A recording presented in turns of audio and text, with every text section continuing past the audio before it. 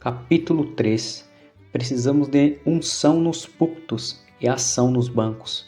Pode acontecer de um crente ficar muito tempo no estágio de criancinha espiritual e depois, de repente, despertar e amadurecer espiritualmente, tornando-se fervoroso nas batalhas do Senhor e manifestando um intenso amor pelos perdidos. Existe uma explicação para isso, mas nós nos achamos tão abaixo do padrão normal do cristianismo neotestamentário que o normal nos parece anormal. O segredo da transformação a que me referi acima é que houve um momento em que essa pessoa lutou com Deus, como Jacó, e saiu da luta esvaziado do seu ego, mas fortalecido com poder mediante o seu espírito. Para ter uma vida vitoriosa, dois elementos são indispensáveis: visão e fervor. Sabemos de homens que lutam contra fortíssimas oposições da crítica carnal humana e tomam de assalto os picos pedregosos de território inimigo, tão somente para fincar a cruz de Cristo em lugares onde habita a crueldade. Por quê? Porque tiveram uma visão e se encheram de intenso fervor. Alguém já advertiu que não devemos estar tão envolvidos com o céu a ponto de sermos totalmente inúteis na terra? Se há um problema que esta geração não enfrenta é esse. A verdade nua e crua é que estamos tão envolvidos com a terra que não temos nenhuma utilidade para o reino dos céus. Irmãos, se fôssemos tão eficientes na tarefa de enriquecer nossa alma quanto somos na de cuidar de nossos interesses pessoais, constituiríamos uma ameaça para o diabo. Mas se fôssemos ineficientes no cuidado de nossos interesses, como o somos nas questões espirituais, estaríamos mendigando. Alguns anos atrás, George Deck ensinou-me uma verdade usando um argumento bastante lógico. Ter visão sem missão torna-nos visionários. Ter missão sem visão leva-nos a trabalhar demais. Ter visão e missão faz de nós missionários, e é mesmo. Isaías teve uma visão no ano da morte do rei Uzias. Talvez haja alguém à nossa frente impedindo que tenhamos uma visão ampla de Deus. O preço a ser pago pelo crescimento espiritual é bastante elevado e às vezes doloroso também. Você estaria preparado para ter uma visão a esse preço, a perda de um amigo ou de sua carreira? E é para essa transformação de alma não se oferece descontos especiais. Se alguém deseja apenas ser salvo, santificado e só, não há lugar para ele nas fileiras do Senhor. Isaías teve uma visão em 3 dimensões. Vejamos Isaías capítulo 6, versículos 1 a 9. Seu olhar se dirigiu para o alto, viu o Senhor. Para dentro de si, viu a si mesmo, e para fora, viu o mundo. Sua visão tinha altura, viu o Senhor alto e sublime. Profundidade, viu as suas profundezas de seu coração, e largura, viu o mundo.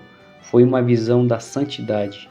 Ó amados, como nossa geração precisa ter uma visão de Deus em toda a sua santidade, e foi uma visão da iniquidade. Estou perdido, de lábios impuros, e foi uma visão do desalento divino implícito nas palavras: quem há de ir por nós? É nesta hora que vivemos, quando a média das igrejas está mais envolvida com promoções do que com orações, incentiva mais a competição e se esquece da consagração, e substitui a propagação do evangelho pela autopromoção. É imperativo que tenhamos essa visão tríplice. Não havendo profecia, o povo se corrompe. Provérbios capítulo 29, verso 18. E não havendo paixões pelas almas, a igreja perece, mesmo que esteja lotada dominicalmente. Certo pregador, conhecido no mundo inteiro e que tem sido poderosamente usado por Deus nos últimos anos para promover avivamentos que são bem diferentes de cruzadas de evangelismo em massa, contou-me que também teve uma visão semelhante. Ainda me recordo da expressão de temor com que me falou, que não sabia ao certo se estava tendo uma visão ou um sonho.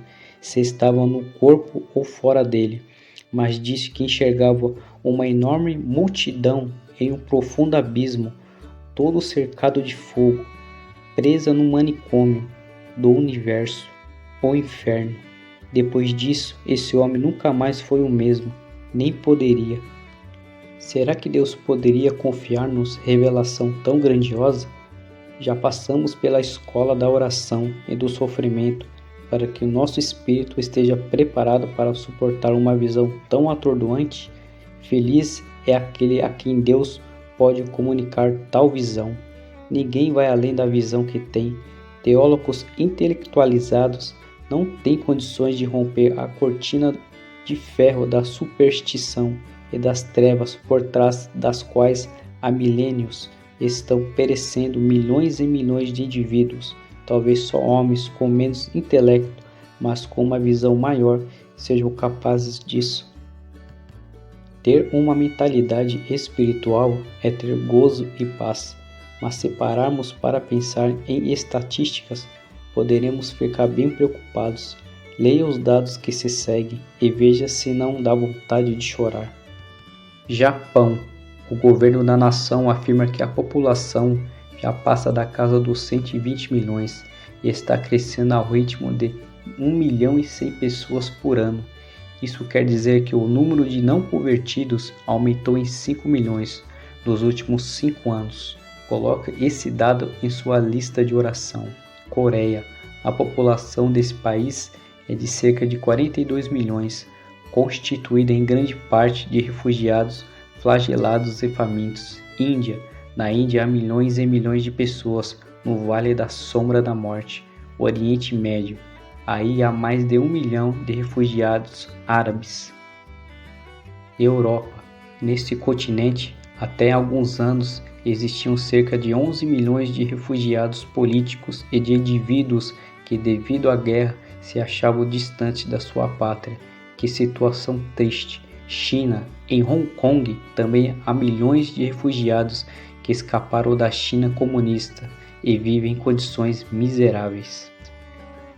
E para aumentar nossa responsabilidade, basta lembrar que há cerca de 20 milhões de judeus, 350 milhões de muçulmanos, 200 milhões de budistas, 350 milhões de confucionistas e taoístas, 500 milhões de hindus, 100 milhões de shintoístas e milhões de adeptos de outras seitas, pelas quais Cristo morreu, e que ainda não receberam a mensagem do Evangelho.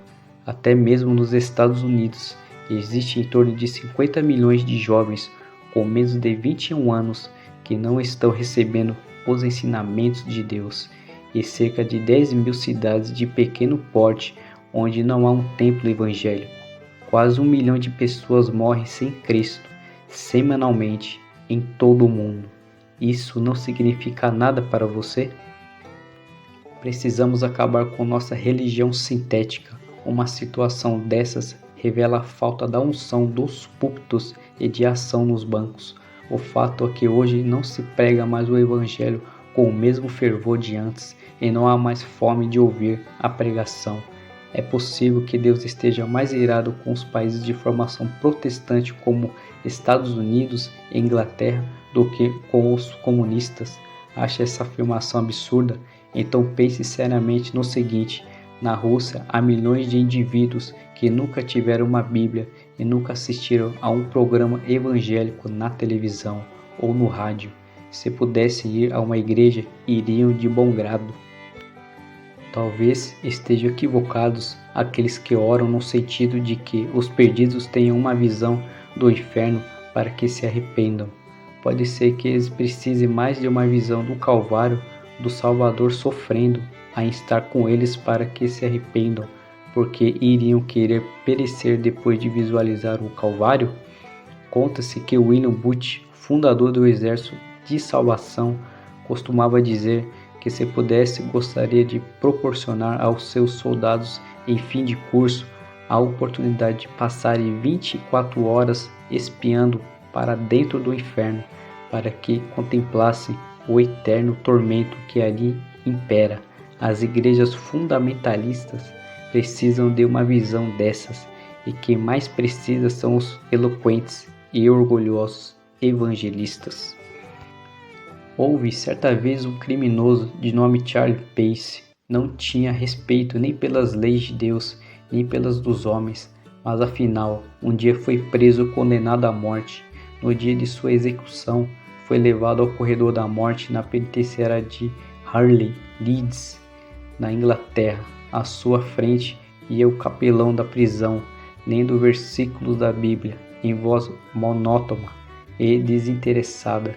O criminoso tocou-lhe no ombro e indagou o que estava lendo. O conforto da religião, replicou o sacerdote. Charles Pace ficou chocado de ver como ele lia aqueles textos acerca do inferno de maneira tão mecânica. Como alguém pode ser tão frio a ponto de conduzir outro para a forca sem emoção alguma, lendo-lhe palavras sobre um abismo profundo no qual o condenado estava prestes a tombar? Será que aquele pregador cria de fato que existe o fogo eterno que arde incessantemente e nunca consome suas vítimas, já que lia tudo sem ao menos estremecer? Seria humano um indivíduo capaz de dizer a outro friamente: você estará morrendo eternamente, sem nunca conhecer o alívio que a morte poderia dar-lhe? Aquilo foi demais para Pace e ele se pôs a pregar. Veja só o sermão que pregou no próprio instante em que caminhava para o inferno. Senhor, disse, dirigindo-se ao capelão, se eu acreditasse nisso em que você e a igreja dizem crer, andaria por toda a Inglaterra só para salvar uma alma, e se preciso fosse, iria de joelhos, mesmo que a superfície dela fosse recoberta de cacos de vidro, e acharia que teria valido a pena. Irmão, a igreja perdeu o fogo do Espírito Santo e por causa disso, a humanidade vai para o fogo do inferno. Precisamos ter uma visão do Deus Santo. Deus é essencialmente santo. Os querubins não estavam clamando onipotente, onipotente é o Senhor. Nem diziam onipresente, onipresente é o Senhor. O clamor deles era santo, santo, santo. Precisamos deixar que o amplo conceito desse termo hebraico penetre de novo em nossa alma. Se faço a minha cama nos mais profundo abismo, lá estás também. Se tomo as asas da alvorada, ele está lá. Nesta vida temporal, Deus nos cerca por todos os lados, e ele mesmo, o Deus no qual não se pode fugir, nos aguarda na eternidade. É melhor procurarmos ter paz com ele aqui e nos posicionarmos no centro de sua vontade agora. Um bom estímulo para a nossa alma seria permanecermos trementes na presença desse Deus Santo todos os dias antes de sairmos para o trabalho. Aquele que teme a Deus não teme os homens. O que se ajoelha diante de Deus não se curva em nenhuma situação. Se tivéssemos diariamente uma visão desse Deus Santo, iríamos sentir-nos deslumbrados diante de sua onipresença, extasiados ante a sua onipotência, silenciosos diante de sua onisciência e quebrantados diante de sua santidade. E a santidade dele se tornaria nossa. A maior vergonha de nossos dias é que a santidade que ensinamos é anulada pela impiedade de nosso viver. Um pastor de vida santa torna-se um instrumento poderosíssimo nas mãos de Deus, disse Robert Murray McCheyne. Antes de Isaías passar pela experiência descrita no capítulo 6 de seu livro, ele proferiu uma série de ais para diversas pessoas, mas naquele momento ele viu a si mesmo e disse: ai de mim, sou eu mesmo, Senhor, que está precisando de oração. Diz um hino negro espiritual, e como isso é verdade, será que não há quadros com imagens impuras penduradas nas paredes de nossa mente? Não haverá alguma impureza escondida em algum cantinho de nosso coração? Será que poderíamos convidar o Espírito Santo para caminhar conosco de mãos dadas pelos corredores dele? Não haverá em nós intenções ocultas, motivações secretas e quartos fechados, cheios de toda sorte de impurezas a controlar nossa alma? Em cada um de nós existem 3 pessoas, a que nós achamos que somos, a que os outros pensam que somos e a que Deus sabe que somos. Literalmente, somos muito condescendentes com nós mesmos e por demais rigorosos com os outros, a não ser que quando estamos buscando intensamente a verdadeira vitória espiritual, o eu amo o eu, embora se diga a respeito de São Geraldo Magela que pela graça de Deus ele amava todas as pessoas, menos Geraldo Magela, que belo exemplo para nós, mas na maioria das vezes escondemos de nós mesmos nosso verdadeiro ser, para que não fiquemos enojados ante a realidade. Vamos pedir a Deus que seu penetrante olhar localize esse corrupto, impuro e mal cheiroso ego, para que ele seja arrancado de nós e crucificado com ele, para que não sirvamos o pecado como escravos. Romanos capítulo 6, verso 6. Não adianta dar outros nomes ao pecado, continua sendo pecado. Algumas pessoas se justificam assim: aquele sujeito ali tem o gênio dos diabos, o que eu tenho é ira justa, ela é supersensível, mas eu sou irritável porque tenho problemas de nervos, ele é ambicioso demais, eu estou apenas ampliando os negócios. Que sujeito mais teimoso, eu tenho convicções firmes, ela é muito orgulhosa, eu tenho um gosto muito apurado.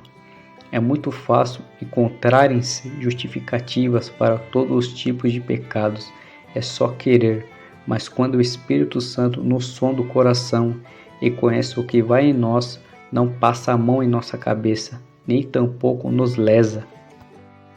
Perguntou-lhe ao cego Jesus: que queres que eu te faça? Respondeu o cego: Mestre, que eu torne a ver.